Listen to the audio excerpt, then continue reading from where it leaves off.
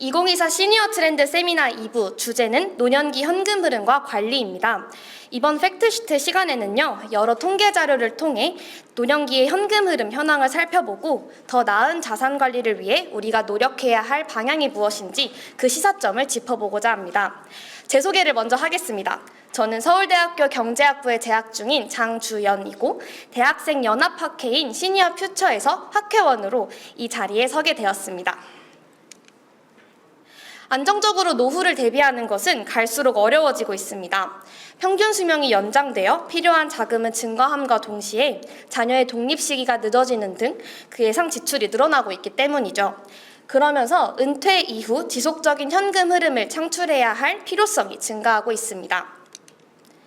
노후 대비의 중요성이 커지는 반면 대한민국 인구의 노후 대비 상태는 부족한 것이 현실입니다. 화면에 보이는 도표는 2021년도 보험연구원이 조사한 설문조사 결과인데요. 이에 따르면 절반 이상이 경제적 측면의 노후 준비가 잘 되지 않았다고 해요.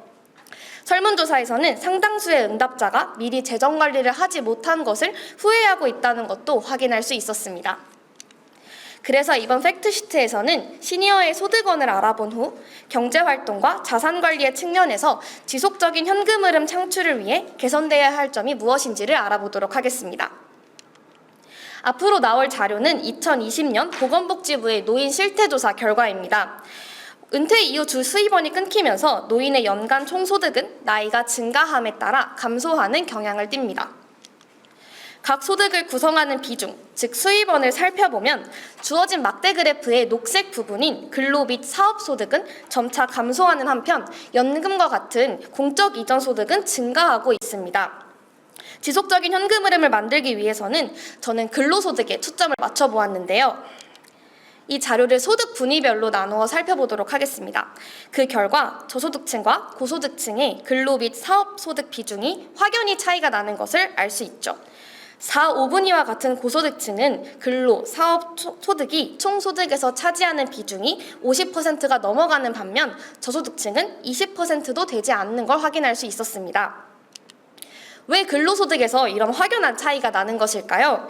이는 경제활동 참여율과 관련이 있는데요. 실제로 저소득층과 고소득층의 경제활동 참여율을 비교해보면 약 2배 가까이 차이가 납니다. 임금 등의 차이도 물론 존재하겠지만 저소득층에게 경제활동 참여 기회를 확대시켜 근로소득, 즉 지속 가능한 현금 흐름을 창출할 수 있도록 해야 할 것입니다. 두 번째는 자산입니다. 다른 세대에 비해 시니어의 부동산 자산 비중이 높은 것은 아마 여러분들 다들 알고 계실 겁니다. 나이별로 보자면 위에 제시한 수치처럼 전체 자산에서 부동산 자산이 차지하는 비중은 갈수록 증가하고 있습니다. 반면 금융자산은 적극적으로 운영하고 있지 않았습니다. 화면에 보이는 자료는 2023년 KB증권의 자산배분 포트폴리오 전략 보고서인데요. 보고서에서는 60대의 약 30%가 어떠한 금융상품에도 투자하고 있지 않았으며 펀드나 증권에 투자하고 있는 시니어는 단 10%밖에 되지 않았다고 합니다. 과거에 비해 더 많은 노후 자금이 필요해지고 있는 상황인 만큼 금융자산을 단순히 예금 형식으로 소유하고 있는 것보다는 적극적인 투자를 통해 지속적인 현금 흐름을 만드는 것이 중요해 보입니다. 지금까지 통계 자료를 통해 노년기 현금 흐름과 관리 상태에 대해 알아보았는데요. 그 해결책을 정리하자면 첫 번째로 근로소득의 비중을 높이기 위해 저소득층 및 초고령 노인에게 양질의 일자리를 제공하자는 겁니다. 정부에서 시행하고 있는 노인 일자리 사업은 노인의 경제적인 안정감과 향상된 삶의 질을 제공한다는 점에서 긍정적인 역할을 하고 있지만 절대적인 일자리의 수가 부족하다는 점, 계약 기간이 짧다는 점 등 여러 문제점 또한 존재하는데요. 고령화 추세가 점차 가팔라지는 시점에서 하루빨리 이런 점을 개선할 필요성이 있겠습니다. 또한 부동산 자산 위주의 자산 관리에서 벗어나 어느 정도의 금융자산을 적극적으로 운용하는 자산 포트폴리오를 제작하는 것도 지속적인 현금 흐름을 만들 수 있는 방법으로 볼 수 있겠습니다. 해당 화면은 저희 시니어 이슈 학회에서 학회원들끼리 실제로 여러 자산들을 결합해서 자산 포트폴리오를 제작해 본 것인데요.